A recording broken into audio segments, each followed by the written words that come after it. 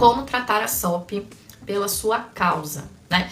Pra gente entrar no tema de hoje, é importante vocês entenderem qual é a origem, né, qual é a causa da síndrome do ovário policístico e por que a maioria das pessoas não está tratando corretamente. Por que na maior parte das vezes a gente não trata a causa da SOP? A gente acaba por tratar os sintomas da SOP. Quem aqui entende a diferença entre tratar causa e tratar sintoma?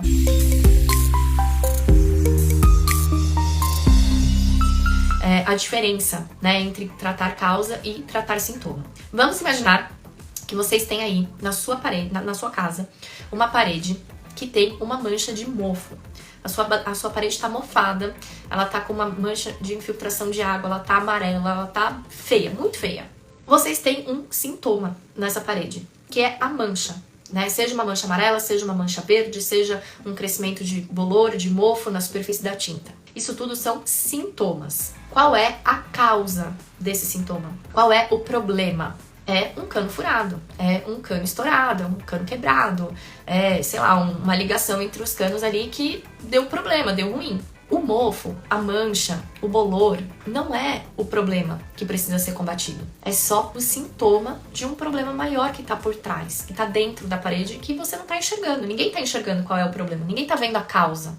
Você só vai enxergar essa causa se você quebrar a parede e achar o cano que tá furado, que tá infiltrando água, que tá quebrado, enfim. Na síndrome do ovário policístico é exatamente a mesma coisa. O que as pessoas enxergam, né? O que aparece na nossa parede? Aparece a acne, aparece a queda de cabelo, aparece o excesso de pelos. Mas qual é a causa desses sintomas? Qual é a causa do problema? O que está por dentro da parede que a gente não está enxergando? São as alterações hormonais, né? São os desajustes metabólicos causados pela síndrome do ovário policístico. O que causa essas alterações, né? O que provoca essas alterações? O que faz com que a gente tenha alterações que por si levam a sintomas, né? Levam ao que a gente enxerga? Hoje a gente entende que a SOP tem um cunho genético, né? As mulheres que têm síndrome do ovário policístico, quando são mães de meninas, tendem a ter meninas também portadoras de SOP. Então a gente sabe que existe um fator genético envolvido, a gente não sabe exatamente qual e nem como isso funciona, né? Estão sendo feitos estudos ainda para se desvendar tudo isso, mas a gente entende que tem um fator genético ali. E que meninas nascidas de mulheres com SOP são mais tendentes a também terem síndrome do ovário policístico. Mas a SOP, ela não é 100% genética, né? Nem toda mulher nascida de uma mulher com SOP vai necessariamente ter SOP. Né? Por que umas mulheres desenvolvem e outras não? Porque acontece de meninas gêmeas, uma irmã ter e a outra não ter SOP. Né? Por que existe isso? E aí se entendeu, né? Se estudou e se chegou à conclusão de que a síndrome do ovário policístico, ela é genética, mas ela é modulada por fatores ambientais. Ou seja, epigenética tem um papel fundamental no desenvolvimento da síndrome. E o que são esses fatores ambientais que levam ao desenvolvimento da síndrome do ovário policístico?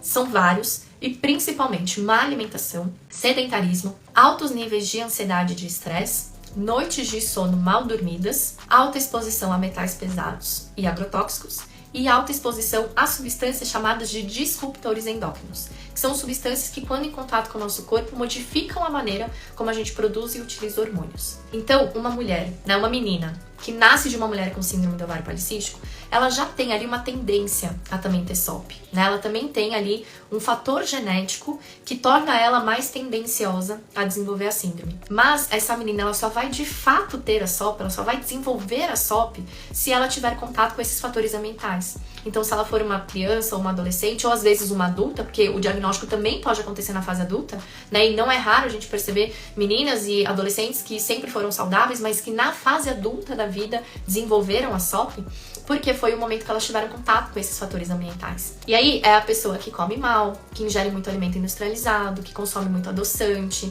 que por ingerir muito produto industrializado também ingere muito conservante, muito corante, muito aditivo químico, muitas substâncias que modificam a forma como o nosso corpo produz e utiliza hormônios. É aquela pessoa que se torna sedentária ou que está vivendo um período de muito estresse, de muita ansiedade, está dormindo pouco, tem dormido mal, por ingerir também muitos alimentos, né, processados e ultraprocessados, estressados, acaba ingerindo também muitos agrotóxicos, tem contato com muitos conservantes, muitos disruptores endócrinos, muitos metais pesados, e aí ela acaba desenvolvendo a síndrome do ovário policístico, que estava lá, guardadinha dentro do gene dela, só esperando, né, uma oportunidade para desabrochar e vir ao mundo.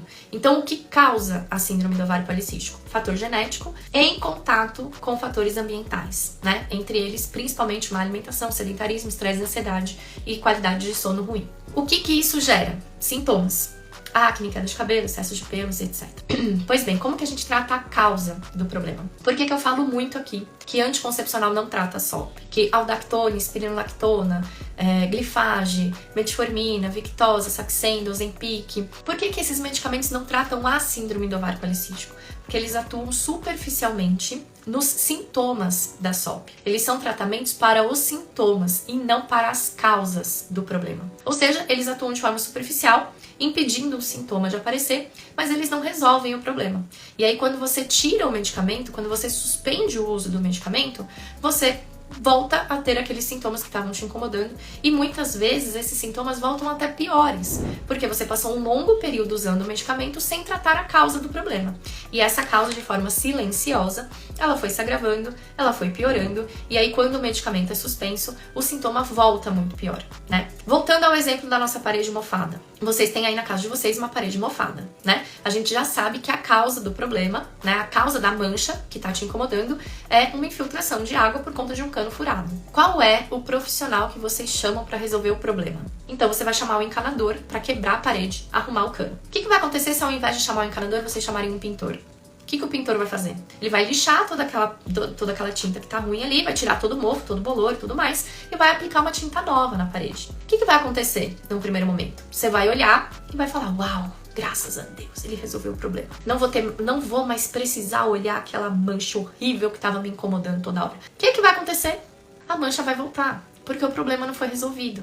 Você resolveu o sintoma, né? Você resolveu o que tava ali, de forma mais superficial, a escancarada aparecendo, né? Que era pra aparecer mesmo, era um grito de socorro da tua parede, falando, mulher, pelo amor de Deus, me arruma aqui, né? Que tá tendo um problema aqui dentro. Mas você não olhou pra isso, você não corrigiu o problema, você só remediou o que tava te incomodando, que foi o sintoma. O que vai acontecer? Pouquinho tempo depois, esse sintoma vai aparecer. Só que enquanto o teu pintor tava lá, lixando a parede, tirando a tinta ruim, né? Lixando, amaciando, pintando, o cano que estava furado, ele continuou vazando água. A infiltração, ela continuou acontecendo. Então, o que vai acontecer? O sintoma ele vai voltar, mas ele não vai voltar como ele era. Ele vai voltar pior. Porque enquanto você remediava o sintoma, a causa do problema ela foi piorando. Ela foi ficando mais grave. E aí, quando você se dá conta, um problema que antes era pequenininho, se tornou um problemão, que gerou outros problemas. E com a síndrome do ovário policístico não é diferente. Enquanto a gente está preocupada remediando o sintoma, tomando glifage e metformina para melhorar a disposição, tomando aldactone para resolver os pelos, tomando Ozempic, usando Victoza para diminuir o peso, tomando Dufaston para sangrar, para menstruar, entre aspas, tomando anticoncepcional para diminuir os cistos, para regular os ciclos. O que está acontecendo com a causa do problema? Ela continua lá e ela vai ficando cada vez pior, porque em nenhum momento você tratou a causa.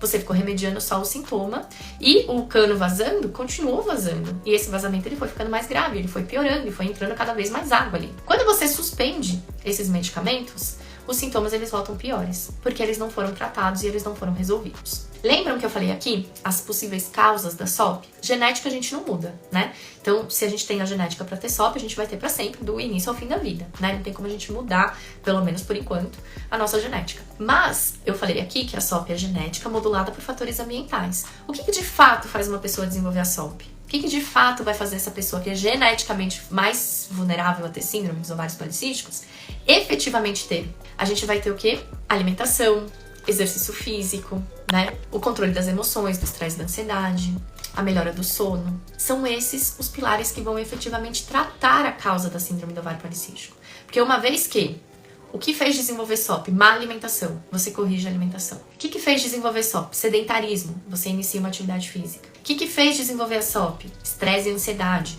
Você intermedia essa situação com ferramentas e técnicas para gerenciamento das emoções. Você não vai deixar de ter estresse e ansiedade, mas você vai lidar melhor com essas situações, metabolicamente falando. Seu corpo vai reagir melhor a essas situações. Se o que fez te desenvolver SOP foi uma má qualidade do sono, foi dormir pouco, foi dormir mal, você melhora o seu sono. O que fez desenvolver SOP foi alta exposição a metais pesados e agrotóxicos, você diminui essa exposição, você diminui a quantidade de metais pesados no seu dia a dia, você muda seus cosméticos, você troca as panelas da sua casa, você diminui essa exposição. Se o que te fez desenvolver SOP foi alta exposição a disruptores endócrinos, você troca os plásticos pelo vidro na sua cozinha. Você substitui o desodorante que você utiliza, por exemplo, que é rico em alumínio, por um desodorante livre de alumínio, de parabenos, né, cosméticos de forma geral. Você pode trocar os produtos de limpeza da sua casa. Enfim, você vai pegar tudo que ajuda no desenvolvimento da síndrome do ovário policístico e vai aplicar isso na sua rotina de uma outra maneira.